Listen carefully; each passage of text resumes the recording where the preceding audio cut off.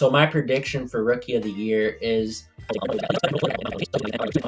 yes, I don't think Chet Holmgren or Victor Wembanyama is going to win Rookie of the Year. And in this video, I'm going to actually be giving my predictions on who wins the award. Now, I know a lot of y'all's favorites, or the media's favorite, I should say, is Chet Holmgren or Victor Wembanyama. It's one of those two guys. And if you know what's happening in this series, I'm predicting the awards. But there's a significant component this year that's far different than any other year, and it's the 65 games. I don't think Chet Holmgren or Victor Wembanyama is going to play 65 games. And that's a big reason for me saying that I don't think they're going to win Rookie of the Year. But another reason for that is the fact that I feel like a lot of people are forgetting that centers, specifically that position of the center, is the hardest for players to develop, especially in their first year.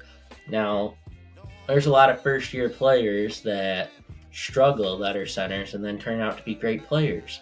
I'm not saying Chet Holmgren or Victor Wembanyama is not going to be a great player, but they're scrawny bigs. And if there's anything we've seen with scrawny bigs, they struggle inside, especially. Players tend to beat up on them inside. Ayo, I know I heard it, pause, whatever. But they get beat up inside in the paint. Like, you're not going to tell me a guy like Draymond Green isn't going to try and force his way. Matter of fact, Jokic and Embiid, they're going to bully these guys, especially in their first year. Now, I'm saying, no hard feelings, but I know a lot of y'all are saying they're better on the perimeter anyways. They match up with Draymond Green. They get bullied on the perimeter. There's a lot of work to be done for these two players specifically, and NBA defense is better than any defense they've faced in their careers already. And to say that they're going to be all like world-class players, I mean, defensively they'll be there, but to say they're going to be world-class offensive players, I just don't see it happening this year. And that's another reason why I don't think they'll win Rookie of the Year. So I look at Rookie of the Year. Those two players aren't durable in my eyes. They play the hardest position to be good at in their first year, so it's going to take time for them to develop. I know they're going to be load managing a lot. So there's just so many components to it that I'm just like, all right, these two can't win. Now they definitely can win, but I'm just not going to predict them to win because of those components. I think this award at the end of the season is going to come down to 5 players, and we're going to look at 5 players very closely, and it's going to change a lot. Like, none of these 5 players that I'm going to talk about could be in contention, and I could be right, but I wouldn't expect me to be right because, again, a lot can happen.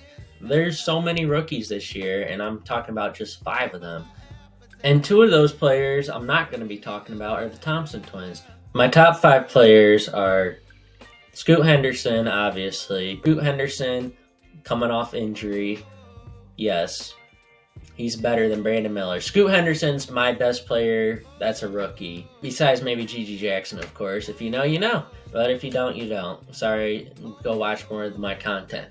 But Scoot Henderson is very, very, very good. But he's also coming off injury. And Portland did bench Shaedon Sharpe to tank, to lose more games at the end of last year.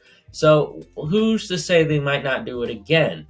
And that's why I worry about predicting Scoot Henderson to win the award, because Portland might load manage him. They might rest him. He's coming off injury. He's a generational talent. They don't want to hurt him going forward. They want to have every little thing they can with him.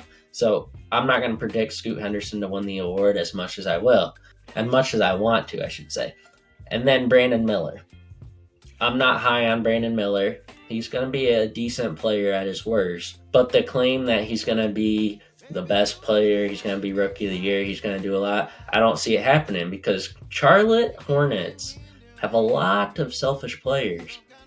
You saw it in Summer League. That was just guys like Nick Smith Jr., Amari Bailey, James Bouknight. I mean, I like those 3 players, but they're also very ball dominant, and it took away from what Brandon Miller could actually do. And now you're going to add Brandon Miller to LaMelo Ball, those 3 guards. Who else? Miles Bridges is back. PJ Washington. There's just so many guys that need touches, and Brandon Miller's not going to get those touches. So I feel for him. I really do. I would rather play in any place other than Charlotte. He probably thinks that too. It's just how the situation is right now. Now, Charlotte's a great place. I mean, they can turn it around. Maybe put me in your front office. I'll fix y'all up. But right now, it's just not like a good situation. It's going to need time to marinate and figure out.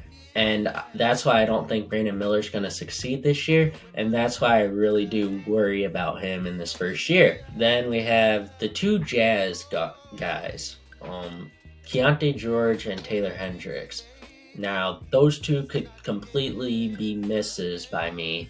But I look at it as, I count those two players as one, actually, because I actually have two other players.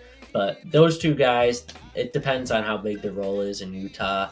I would not be shocked if Keontae George goes crazy. Maybe Jordan Clarkson is a good mentor for him. Maybe Keontae George is a Sixth Man of the Year contender next year because he's playing so good for Utah. He's coming off the bench, scoring maybe 20 a game. I wouldn't go higher than that, but he's a pure scorer. And it wouldn't shock me if he was a contender for this award. But it also wouldn't shock me if he's not there at all. And then Taylor Hendricks didn't even play in Summer League, so I don't know what's going to be up with him health-wise. And it looks like the Jazz are trying to do a really big lineup and have Larry Markkinen, John Collins, Taylor Hendricks. And all three of them play the same exact position naturally. So I'm a little worried for Taylor Hendricks' play time. So those two players can really vary. And I wanted to mention them because they could be studs in their first year or they could be terrible and not even talked about. So I wanted to mention them. And then the last one there's two others. And the two others are Jarace Walker and Jordan Hawkins. Those two players are going to be on very, very competitive teams, in my opinion, the Pacers and Pelicans. And they're going to have big roles for them, meaning they won't be sitting out that much for load managing, because those two teams are going to have to fight for every win they get, and they're wanting to compete. It's not like they're trying to tank. So those players are going to be playing every day, high roles from day one. By no means do I think those two will be the best in the draft class, but they might be the best rookies because they're not going to have too big of a role where they might struggle, but they're going to have an impactful role, and they might have numbers to back it up along with 65 games. So I like those two in the conversation. But Jarace Walker, unfortunately, is going to be splitting time with Obi Toppin, and I don't know how that's going to figure out. So my prediction for Rookie of the Year is the UConn national champion, Jordan Hawkins. And it's simply because Pelicans have so many playmakers, right? I look at Jordan Hawkins, he moves well off the ball, and he can shoot the lights out of the ball. And pairing that with Brandon Ingram, Zion when he plays, McCollum, Trey Murphy, Herb Jones, like all five of those guys can make plays. And Jordan Hawkins, all he has to do is do what he did at UConn, run around.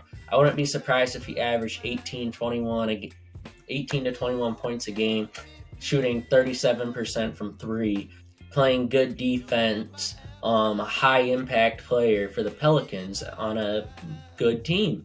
And that's why I predict him to win Rookie of the Year. I could miss terribly. I mean, it's prediction it's probably the hardest award to predict besides maybe Most Improved, which is next. Like that foreshadowing. But it's a hard award to predict, and it got even harder with the 65 games. And now it might go to a player of Jordan Hawkins' caliber, and that's why I'm predicting Jordan Hawkins to win Rookie of the Year.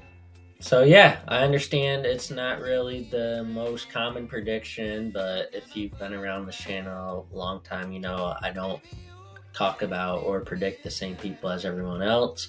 But I did for MVP, so go check out my MVP video if you haven't, and if you like this video, like, subscribe, turn on post notifications so you don't miss the next. Bye.